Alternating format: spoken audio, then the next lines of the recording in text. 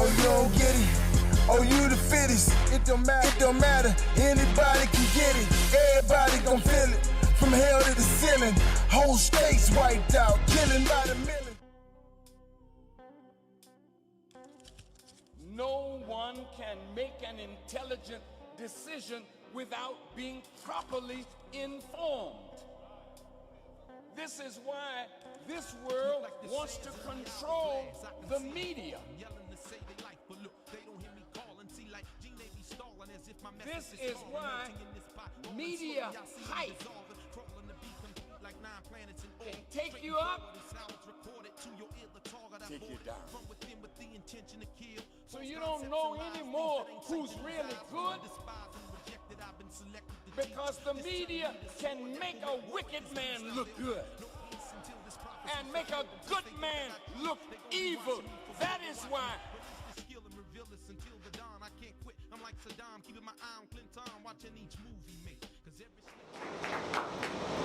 In the name of Allah, the Beneficent, the Merciful, who came to us in the person of Master Prophet Muhammad, to whom praise and be forever, I bear witness that there is no God but He. I bear witness that the most honorable Elijah Muhammad is in fact His divine messenger, Messiah, and we have come to know Him as the exalted Christ.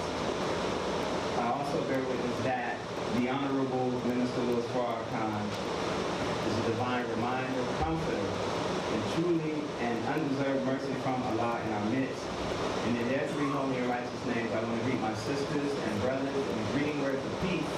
We say it in the Arabic language, Assalamu alaikum. If you are not familiar with those words, they're simply a prayer, a greeting, where we're extending peace onto you. And the reply greeting, wa alaikum salam, means peace be unto you. So whenever you hear Muslims say that, don't get intimidated or scared. We're just wishing you and whoever we're speaking to peace. And it's really a greeting that we should learn and that we should use ourselves, because we live in a time where peace is hardly ever found. Is that right? We live in a time where war is the order of the day. We live in the time where there is an inordinate lack of stability. I mean, people are just going crazy. So if we can wish each other peace, brothers and sisters, let's do that, by all means. Now, my subject today is taken from an article that appeared in the Final Call newspaper called A Time of Trouble. And if you're not familiar with the Final Call newspaper, let me tell you, this is the biggest, baddest, blackest, boldest newspaper on earth. It is completely independently black owned and operated. It is a very clean newspaper. You won't find any ads for alcohol or tobacco or weed up in here. This is straight up righteousness from cover to cover. So in this newspaper, though, there's an article that always appears on page 20 of the Final Call newspaper, and it's written by the Honorable Minister Louis Farrakhan. And it's called A Time of Trouble.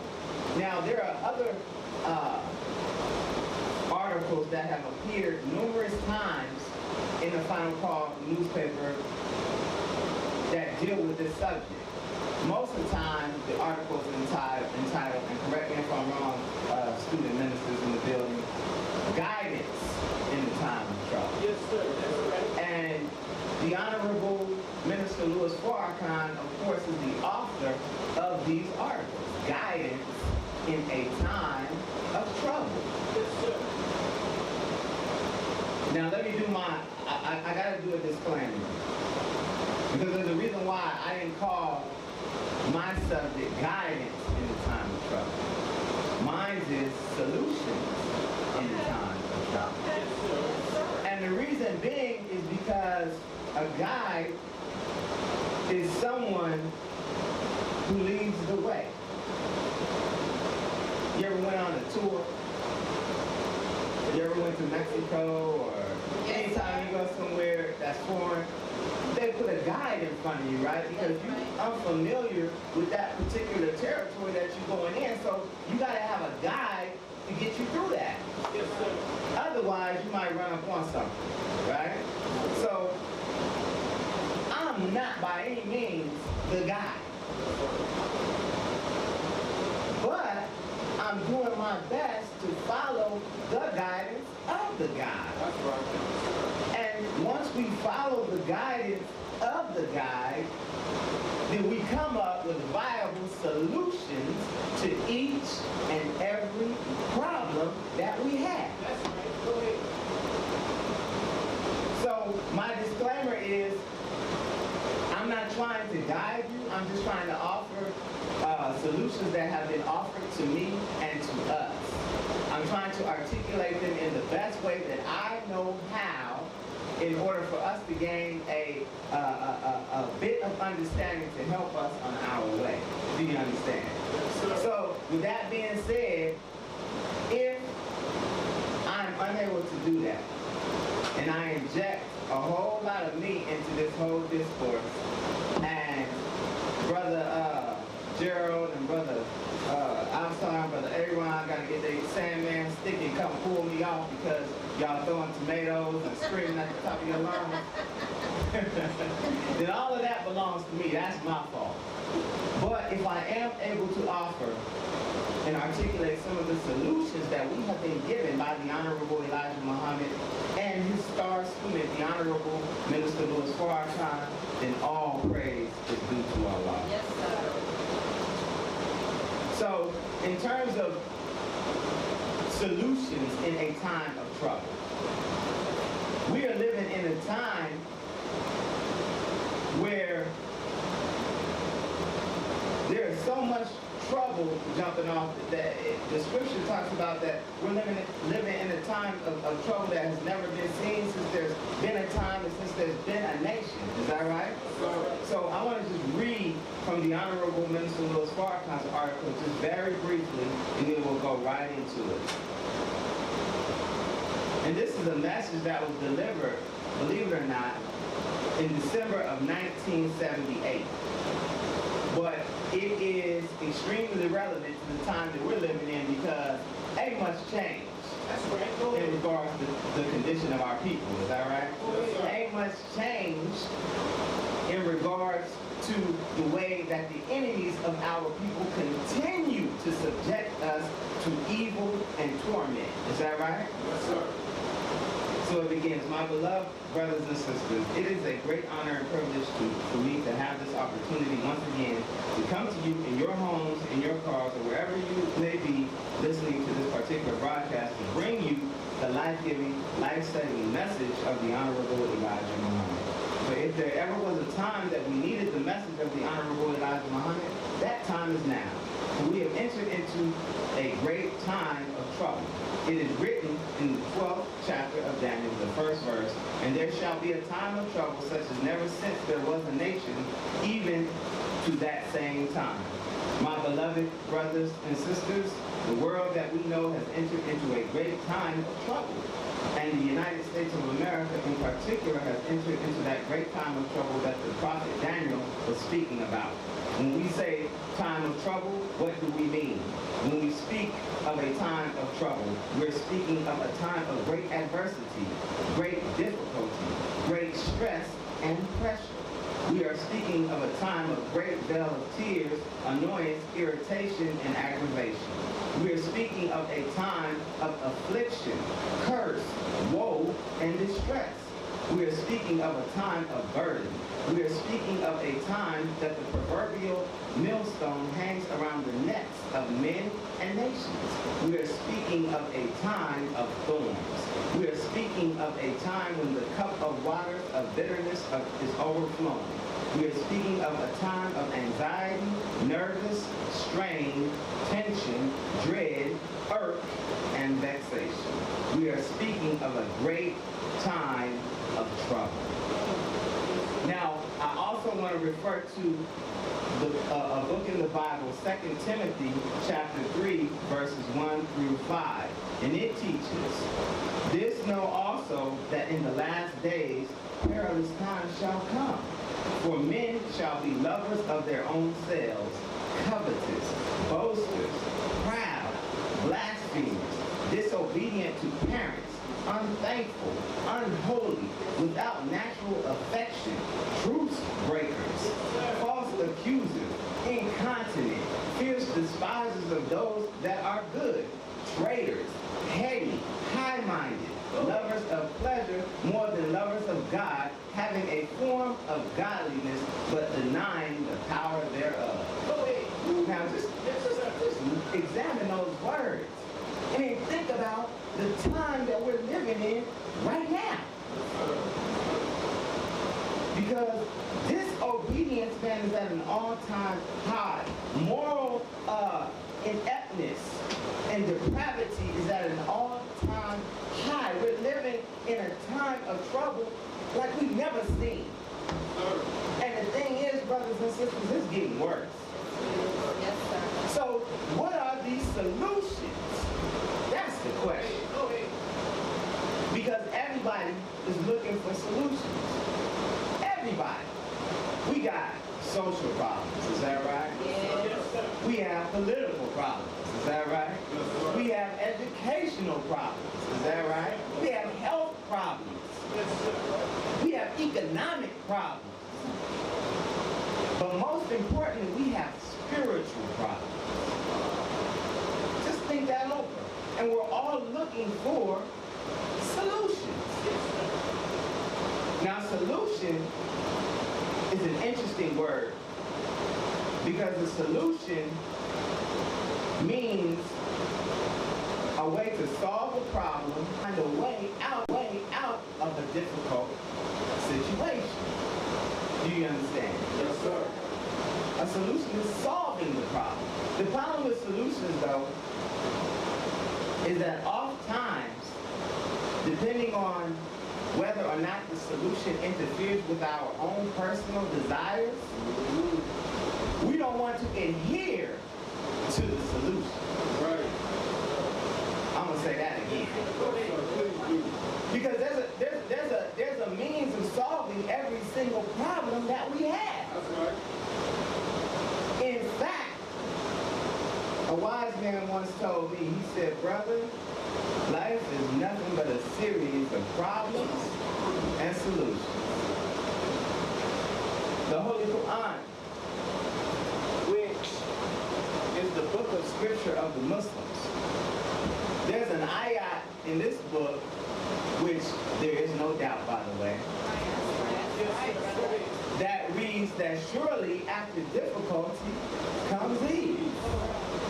And then after that ease comes some more difficulty, followed by some more ease. That's right. Come on. Right? Yes. So what that is, if we put that in a mathematical equation, is difficulty is a problem. But ease is your solution. Come on, brother. But again, it depends on your will and your willingness to adhere to the solutions, whether or not that solution is going to be really a solution for you.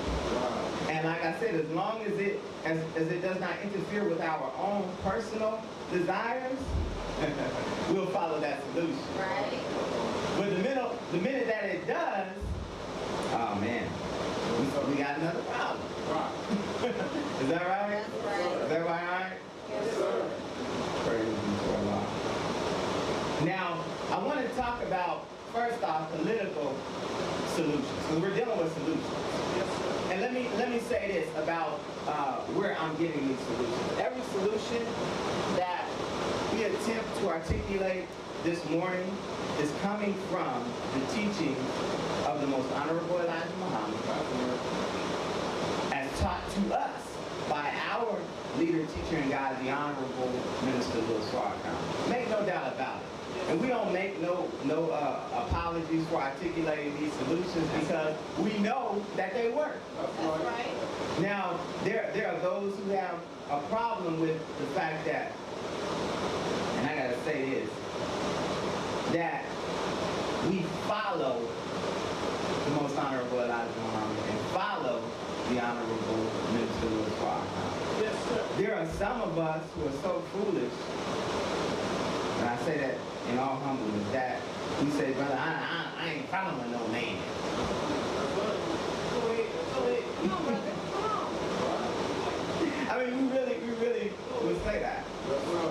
We really would say that. Like, I got a problem following some man. He might lead us into corruption, or he might do this, or he might abuse us, or he might do that, this, that, and the third. Be locked in.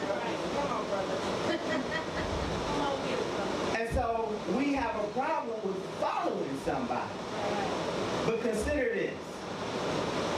The earth, according to the teaching of the Honorable Elijah Muhammad, is at least 76 trillion years old. That's right. At least. We really don't know how old it is. That's right. And we really don't know how old we are as a people, because we are the original people of the earth. Most of us, and I don't care if you're 100 years old, most of us haven't reached 100, right? But no matter how old we are, when you put us on that line of time with 76 trillion years, do you know how much knowledge has been spent, excuse my expression, in that 76 trillion years? And how little you know based upon how old you are and how long you live? So I'm saying that to say that everybody needs to follow somebody. That's right. Come on, If you brother. want to learn anything about anything, you need to follow somebody. If you want to learn how to be a doctor, to administer medication, you got to find you a doctor. Is that right? If you want to be a lawyer and you want to learn the ins and outs of the law world, you got to go find you some legal professor to teach you the law. Is that right? Yes, sir. So what if you just want to live good? Come on. Come on, brother. What if you just want to maneuver your way through life? What if you just want to find a way to figure out the problems that present themselves during the course of your human existence? Go ahead. What do? Do you find some out and follow, or do you just leave yourself to your own damn device? Because I guarantee you, if you leave yourself to your own devices, you're going to be in some trouble. Yes, sir. This world going to eat you up, spit you out, eat you up again, and spit you out again. Come on. Keep it real. Keep it real. So we follow these men because they have shown us through their example, their righteousness, their integrity, and that what they do works. So all praise is due to Allah. So, back to it. Social and political solutions. Now, on page, I have a book here, and this book is called Message to the Black Man in America. It doesn't normally look like this, my cover is eaten all up, but it normally has a title page on it with a picture of the author of the book, who is the most honorable Elijah Muhammad on it. But on page 240, and understand that this book was published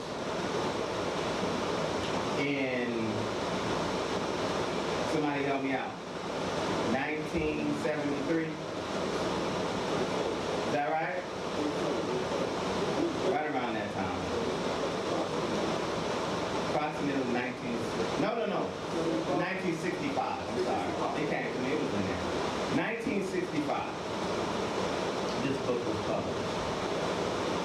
But on page 240, there's a chapter that says the true solution. And this is dealing with, remember we're talking about problems and solutions. So this is dealing with political and social solutions, right? And of course during 1965, if you consider the time, we're dealing with civil rights. Is that right? We're fighting this rights in a country where we've been held bondage at that time for 410 years. Okay? So now I'm going to just read this paragraph and then we'll go on. The true solution. Will civil rights solve the so-called Negro's problem? By no means will it, or anything else except Allah solve our problem. Civil rights, according to the English dictionary, means the equal rights of a human being on a level with any other human being. These rights are limited here in America. First and foremost, the so-called Negro needs human rights, which will warrant his recognition as a human being by his slave masters. This also gives him universal rights, the same equal rights as any other human being. Now, I'm going to stop right there. And I just want you to consider this, how wise this man is. Remember, there's a reason why we follow him. Now, he's talking about human rights, 1965. Here we are, some 51 years later. Think that over. Protesting, sitting in, standing in, boycotting, to keep police officers who we pay. Think that over. To keep them from killing us. That's a problem. But if we recognize the need for us to do for our own selves and to begin to police our own communities, therein lies a solution. Remember, problems and solutions, right? And this line of book is supposed to look very easy to our lives. Praise be to Allah. So, listen, we're talking about problems and solutions, but do you have the will to follow the solution? Right. See, if they're killing us by policing us, and they use any justification that they have, he had a knife or he had a gun to shoot not only men, but now our women are being assaulted. And that's a huge problem. So now we got to come up with a solution to police ourselves. Is that right?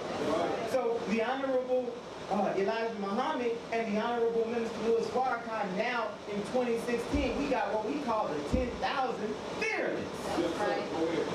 Understand that. And that's signing up men and women who are willing to get between the guns and the community. Men and women who are willing to stand up and police our own selves. But we have to be willing to do it. Remember, we have to have the will to do what we're supposed to do. Now, Brother Ashton talked about, in his opening, another political dilemma that we have, and that's dealing with these national elections. I mean, it's not much of a dilemma to me.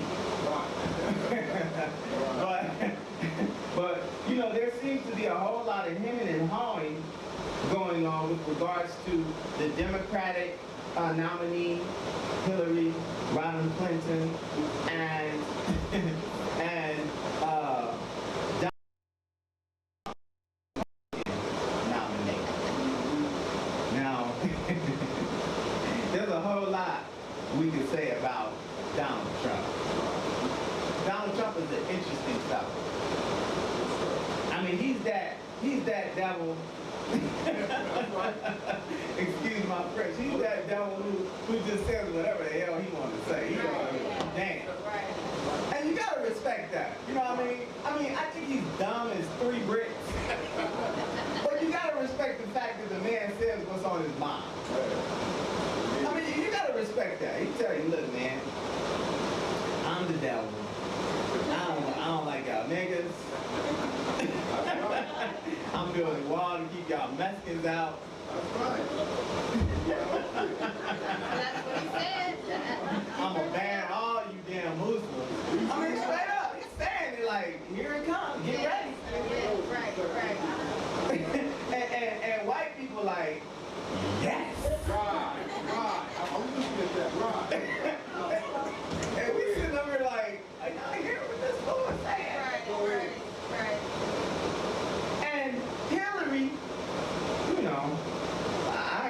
Honorable Minister Louis Farrakhan, she's a wicked woman. And sadly, our people, I don't know if it's a matter of being uninformed or it's a matter of us just being traditionally Democrats. But for whatever reason, a lot of our people, blacks, Latinos, minority people, oppressed people, are supporting her. But again, I think that's a matter of being ill-informed or uninformed. Because, check that microphone, check that cord. Just take a little bit. Because, yeah, there you go. Because the reality of it is if you knew about Hillary Clinton, you wouldn't support her. That's right. I promise you, you wouldn't support her. She is wicked. One of her heroes is Margaret Sanger. Go ahead. And if you all don't know who Margaret Sanger is, just Google her. That's right. Margaret Sanger, and that's the beautiful thing about having these cell phones. Right. I mean, we don't have no excuse to be ignorant. You know what I'm saying? All we gotta do is just Google it. It's the basic. That's right. Google it. The information is right there. But Margaret Sanger is the founder of Planned Parenthood. Now, okay, so the righteous black and brown person in us say, well, what's wrong with that, brother? You know, we need to plan our families to be more, cognizant about what we do. We can't just be having babies and blah, blah, blah, blah, blah. And okay, on the surface, that sounds okay. But when you understand her purpose for founding Planned Parenthood, there's where the wickedness comes from. Because she was a known racist, a professed eugenist, a professed white supremacist. She called black babies a disease that needed to be wiped out. Margaret Sanger, Yes, sir. the founder of Planned Parenthood, and I want you to just pay close attention and just think about it. Where we live in Denver, is that right? Yes, sir. Do you all know where Planned Parenthood is? Yes, sir.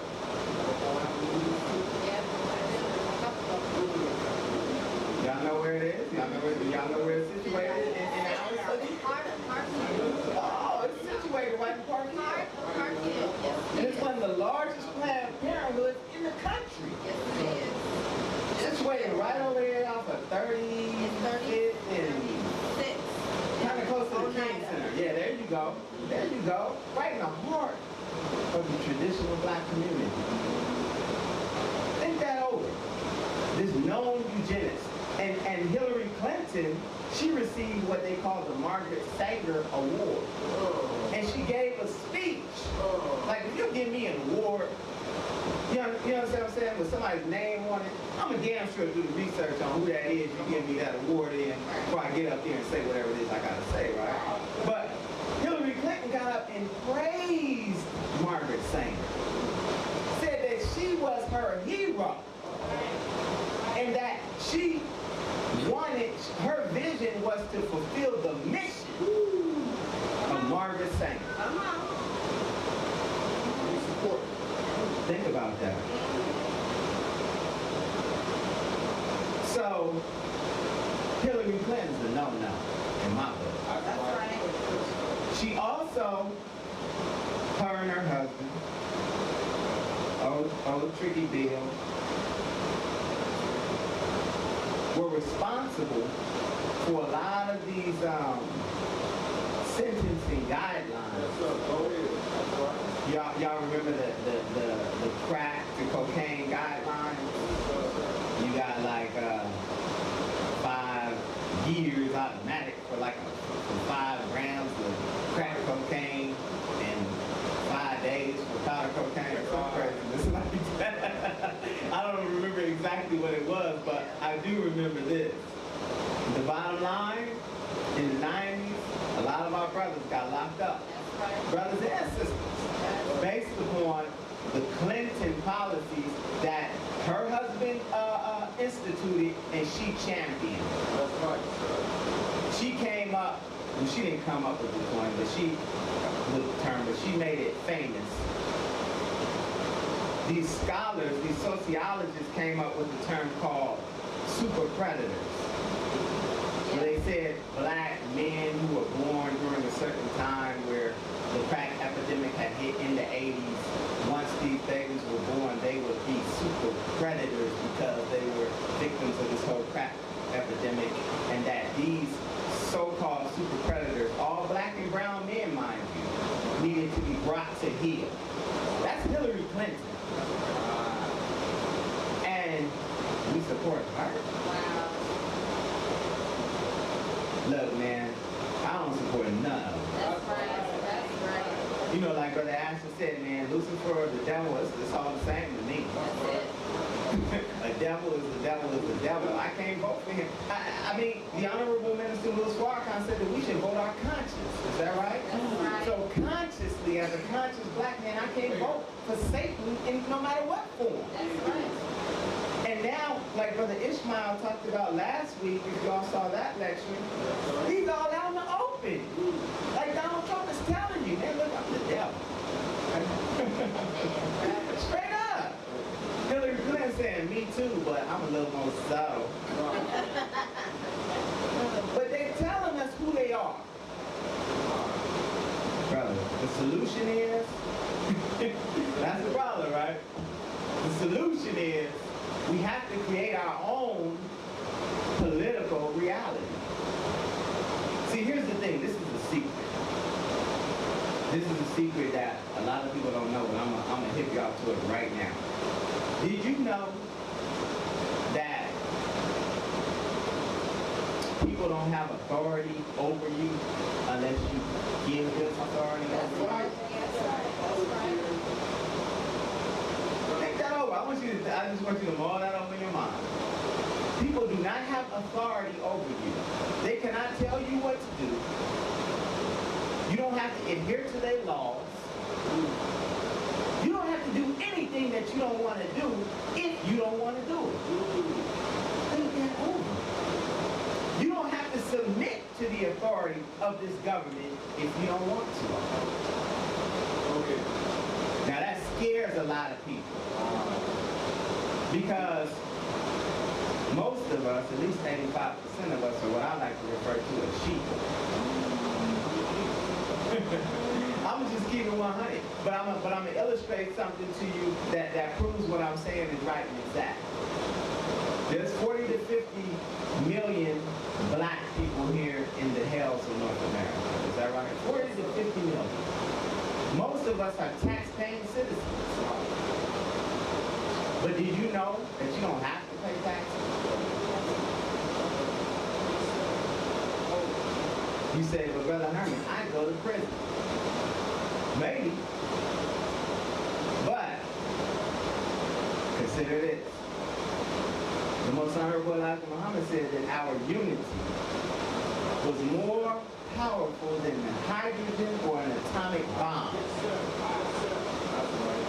So this is just for giggles and just to think it over. What if 40 to 50 million of us decided that we weren't going to pay no taxes? Go ahead.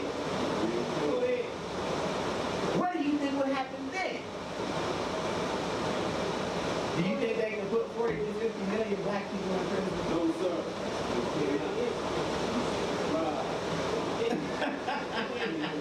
You're absolutely right, brother. We already in prison. But my point is, they couldn't jail 40 to 50 million people. You know what they would have to do? They would have to come to the table and say, man, what do y'all want? Yeah, that's right. That's right. You see what I'm saying? Unity. It's like, there's an old adage that, one finger, man, is powerless, very weak. I might be able to poke you in your eye. But if I take all 5 of my fingers and ball it up into a fist, that's a whole lot more power. You see what I'm saying? So one of us not paying taxes, okay, you're right, they might jail us. That's cool. But man, if all of us were to say, I ain't paying no taxes, they gotta come to the table. If all of us would it say? 40 to 50 million of us are all of the eligible voters in America, black and brown, would say, man, I'm not voting for Donald Trump or Hillary Clinton. What do you think that would do? You would render their whole system powerless.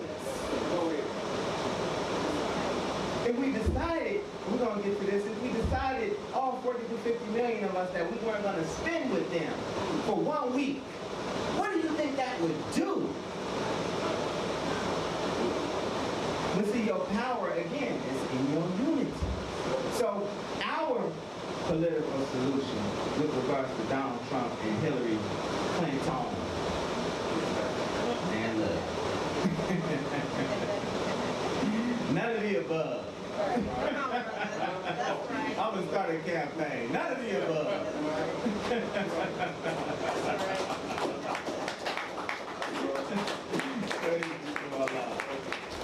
And if that's not satisfactory, because I know a lot of us are politically savvy, we're not up on that none of the above stuff, but 20th anniversary of the Name That March, which just occurred October 10th, 2015, the Honorable Minister Louis Farrakhan proposed that if we were going to, and remember we're talking about solutions, if we were going to participate in this political process, that we should form our own political party. That's right. We should form our own political party called the Justice Party. Remember, we're talking about solutions. I'm not going to point out no problem if we don't have a solution. Right. But again, it's your willingness. Are we willing to get away from the Democrats? Excuse me, Democrats. Are we willing to leave the Republicans? Excuse me, Republicans. See, if we're willing to do that, man, we got a solution. We'll form our own party, finance our own candidate who will articulate our aspirations. You understand what I'm saying? We got to stop playing this political game that excludes us, brothers and sisters. The reality is, man, I love Barack Obama. I love Michelle. Man, I think they are the cat's meow. They blew that DNC up. Y'all watched it. I mean, they make you proud. You know what I mean? Like, they love each other and they good looking and they, you know what I mean, intelligent and just put it down. But when I look at the sum total of what we have achieved under the Barack Obama administration, it's lacking. In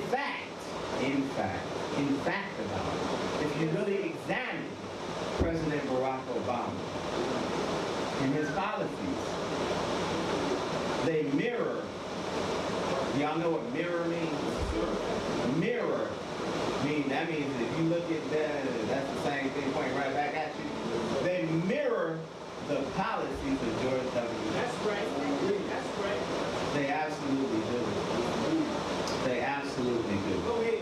So we just gotta keep it 100, man. This political system is not for us. But again, if we choose to participate, let's form our own political party. Y'all all right? Yes, sir. Praise be to Allah. Okay. Next, educational solutions. Now, I want to read something again from the Most Honorable Elijah Muhammad, because again, he has solutions to all of the problems that we face. That's right. Did y'all hear what I said? Yes. I didn't say some. I didn't say one of. I didn't say a couple. All. That's right. So on page 48.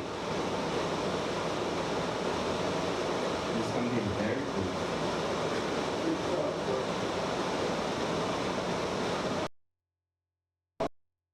We're talking about educational problems. We must teach our own.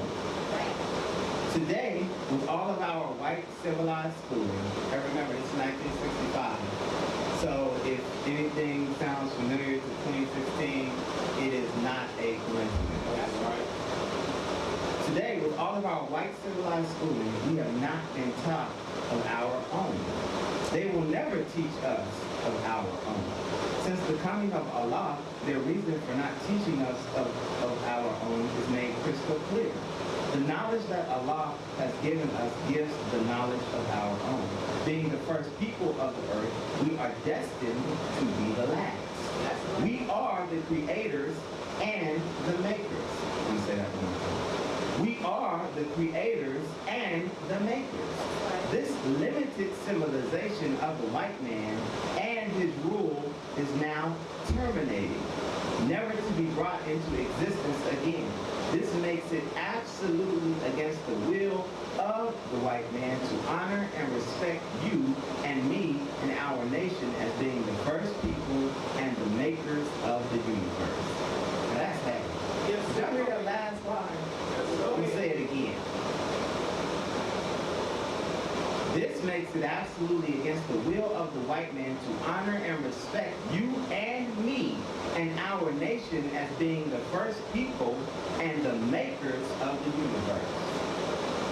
See, his system, his educational system, is not about you and I. That's right. Do you all know what education means? Education comes from a Latin word, educere, which means to bring forth that which is already in, right? Yes, sir.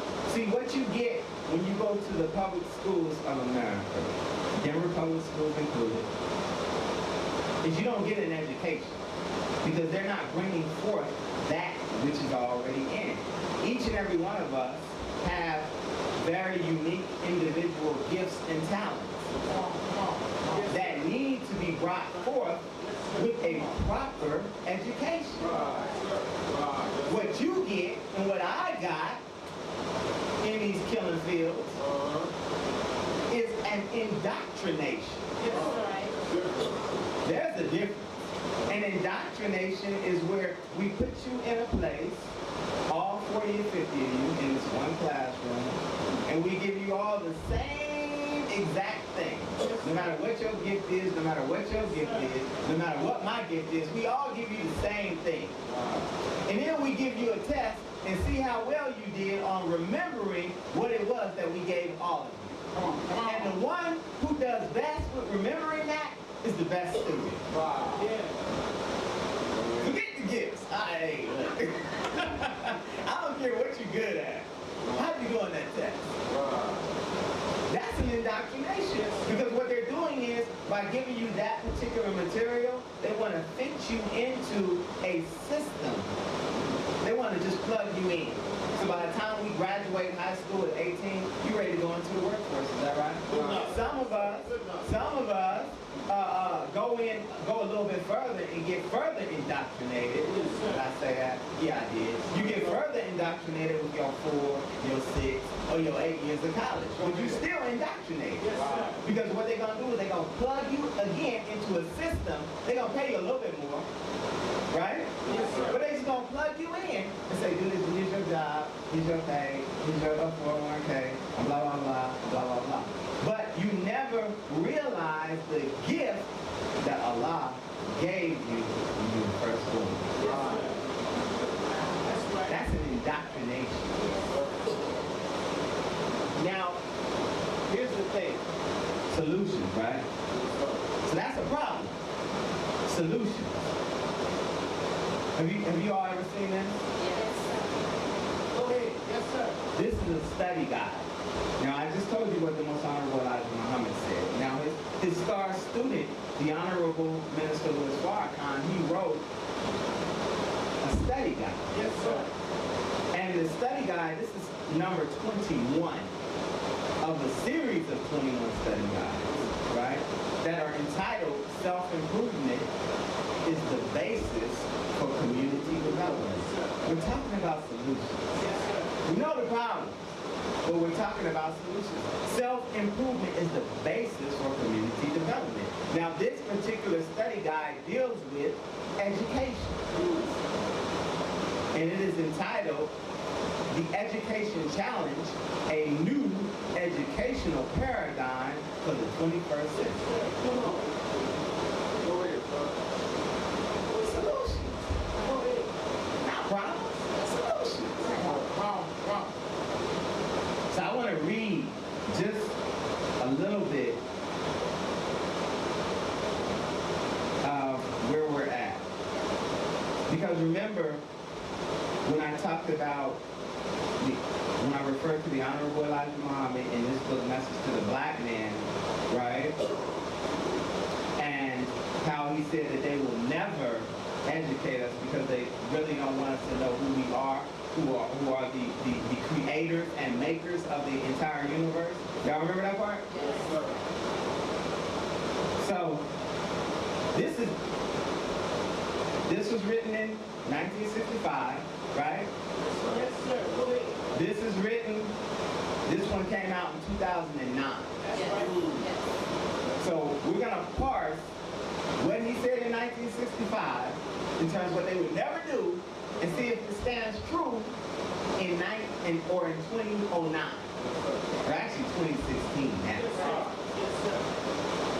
He said, so the minister writes, now I want to quote a few ugly statistics. Remember, he said they would never teach us. American 12th graders rank 19th out of 21 industrial countries in mathematics achievement, and 16th out of 21 nations in science. And our advanced physics students rank dead last. This is America. Listen, this is your educational system.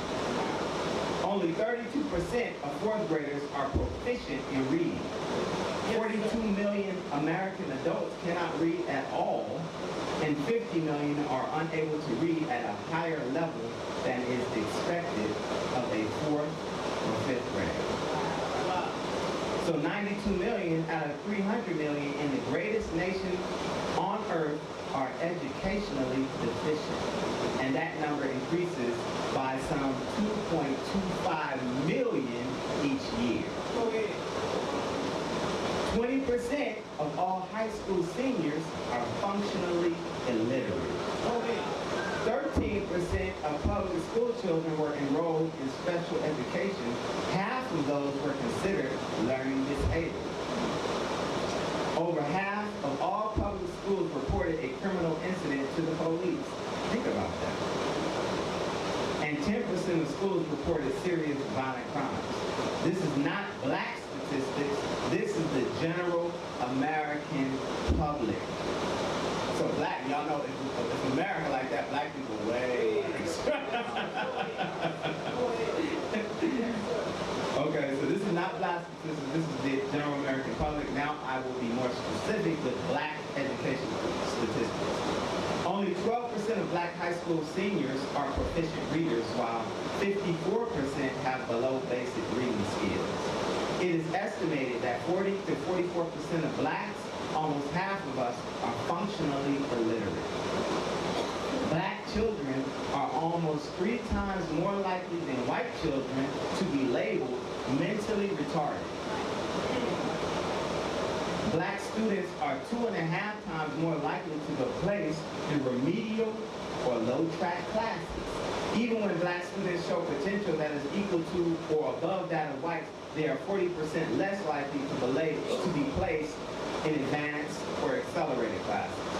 2/3 of so-called minorities in public schools fail to reach basic levels of national tests, and there continues to be marked disparities between black and white students in national SAT scores. 32% of all suspended students are black, and black students are twice as likely as whites to be suspended or expelled. The high school dropout rate in some inner city communities approaches 50%, and only 26% of blacks who do finish high school go to college, while 37% of whites go to college. College-educated blacks are 4 times more likely than whites to experience unemployment. Black women account for nearly all of the gains made in black enrollment in higher education since the mid-1980s. Women make up 60% of enrollment at black colleges. Wow. And 80% of the honor rolls. So, dismal statistics, is that right? Dismal. Dismal. And the bottom line is, even in this system of miseducation, we lose. That's right. You understand what I'm saying? So solutions, again, we're talking about solutions. In it, he lays solutions. That's right. By developing our own educational paradigm, we create our own schools. That's right. We have our own curriculums. If we have the will to accept the solution, right? Yes, sir. If we have the will to do it, we can build our own schools. There are Muhammad universities all over the country. We should have one in every city in the country. That's right. At least one. Actually more than one. That's right. So our challenge, our solution, is to create a Muhammad University where we live. That's right. And then begin, as the beginning, because again, we need more than just one. But as the beginning, that's our start. That's our solution. But again, do we have the will to do it? Y'all all right? Yes, sir. Remember, solutions, problems and solutions. Okay. Economics, problems and solutions. Go ahead, brother. Go ahead. Economics, problems and solutions. Again, I always have to refer to the Honorable Elijah Muhammad. And of course, the Honorable Minister Louis Farrakhan. On page 192, y'all are going to get this book after we done. You get this one. You get this one. Because, like I said before, the book is only $7, right? But it's worth $7 million. It's priceless. It's priceless. On page 192. Okay, so we know that we have economic problems, right? Or we have perceived economic problems.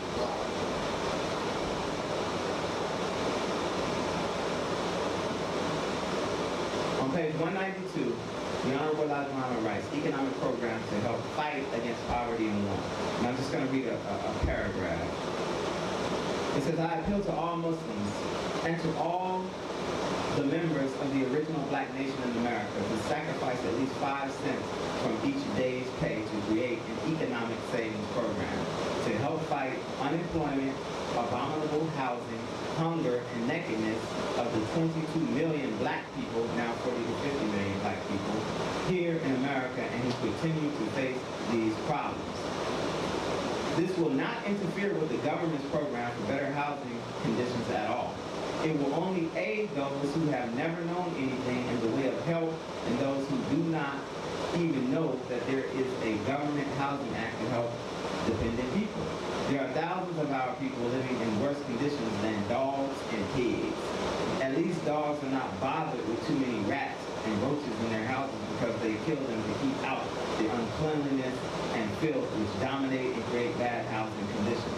So this begins, and he goes on to talk about what we call Muhammad's 3-year economic savings plan, right? So let me dispel some myths though about economic problems. And when I say black nation, understand that when we say black nation, black is universal. Yes, sir. Black is universal because everything came from black. Believe it or not. So when we say black nation, black family, that includes our brown brothers and sisters. Yes, sir. That includes our red brothers and Yes, sisters. sir. That includes our yellow brothers and Yes, sisters. sir. Yes, sir. The only one it doesn't include is the Caucasian. And the reason being is because he don't have no color at all. we can go into who he is and where he came from, but when I say Black nation, that includes everybody in the original family, all right? So, the myth that I wanted to dispel about Black people and brown people having money or having economic problems goes right back to what we said earlier about unity. So, the reason why it seems as though we don't have money is because we don't have unity. But the same way we talked about not paying taxes, the same way we're talking about building an independent educational system is the same thing that we're talking about when we're talking about dealing an independent Black economy. The first step that we want to do is change our mentality and begin to spend with one another. That's the first step. Because Black people have an economy where we contribute, listen to this number, $1.3 trillion into the economy every single year. So we got plenty of money, right? Plenty of money. We just need to change our mentality. So with regards to this 3-year economic program, and this is just a base. This isn't the entire solution, but I just want to give you a tidbit of what this looks like in terms of as a solution. and that was in 1965, but again, we still have the same problem today. I ain't giving that nigga no money. What you niggas gonna do with the money? That's us, but we're gonna spend with our enemy like it ain't nothing. We don't give a damn about us. But anyway, since we didn't have trust, and since we don't have trust, the Honorable Elijah Muhammad and the Honorable Minister Louis Farrakhan desire to make it really easy for us to trust. Because what he asked of us would be so little that we wouldn't even miss it. So here's how it works. Y'all got your thinking caps on? Y'all ready? Go ahead. Here comes some math. So, we stated that we got 40 to 50 million of our people in this country, right? Here's the proposal. Solutions to problems that we face. Since we know we can't get 100% of our people. We know we can't. What we're doing, what we're trying, or we're aiming for is to get a small percentage of that 40 to 50 million people. The number being 16 million. 16 million of our people working class, which means they're not babies, they're not old people retired, they're people who actually have some sort of income. Does that make sense? If we were to donate a small amount of our money and put it in a central account, one central bank, 16 million of us, with that unity, don't you think we can amass a tremendous amount of money? Then let me tell you how simple it is, because and you could do this like today. Everybody in here can do this today. Now everybody got like, you know, when you talk about money, Black people go like this. And then pockets get real. Here you go. I knew that nigga was going to ask somebody at some point. No. Seriously, we're gonna make this easy. This is so simple. You wouldn't even miss it. What he asked us to do was if 16 million of us could give $500. No, I'm just kidding. It's not $500. No, if 16 million of us people could give, listen to this, 5 cents. Did y'all hear what I said? Yes, sir. 5 cents, a nickel a day for a year. Now I want to personalize it, because if you were to give a nickel a day, that's 35 cents a week. Is that right? Yes, sir. That is $1.40 a month. $1.40. First off, let's get on the nickel. I mean, how many of us got a nickel? Somewhere. You got a nickel on your ass, right? Yes, sir. Come on, sir. You got you got a nickel under that couch cushion, along with potato chips and McDonald's fries. But what I'm saying is it's painless. Because 16 million of us could contribute a nickel a day. That's $1.40 a month. At the end of the year, that's $18.20 for a year.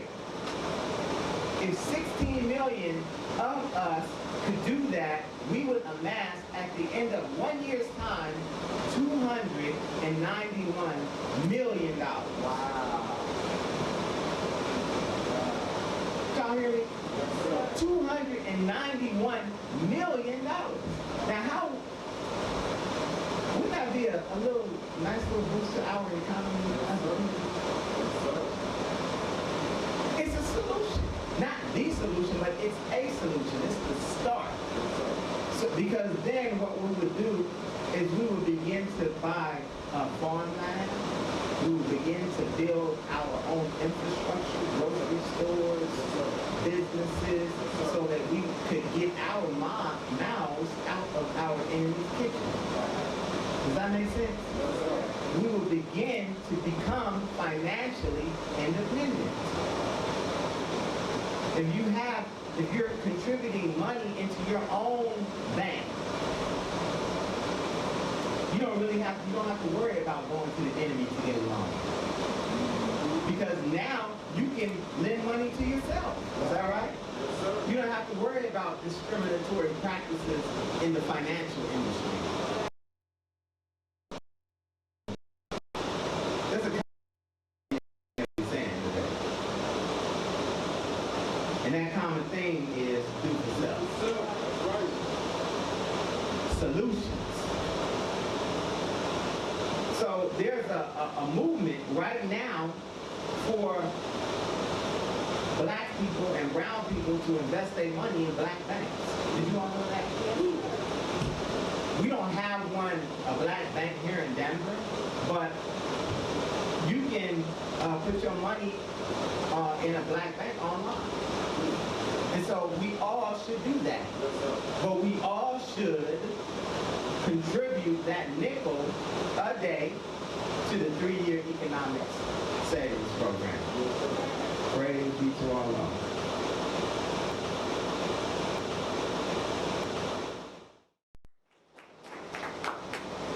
In the name of Allah, the Beneficent, the Merciful, who came to us in the person of Master Father Muhammad, to whom praise and be forever, I bear witness that there is no God but He. I bear witness that the most honorable Elijah Muhammad is in fact His divine messenger, Messiah, and we have come to know Him as the exalted Christ. I also bear witness that the Honorable Minister Louis Farrakhan is a divine reminder, comforter, and truly an undeserved mercy from Allah in our midst. And in their 3 holy and righteous names, I want to greet my sisters and brothers in the greeting words of peace.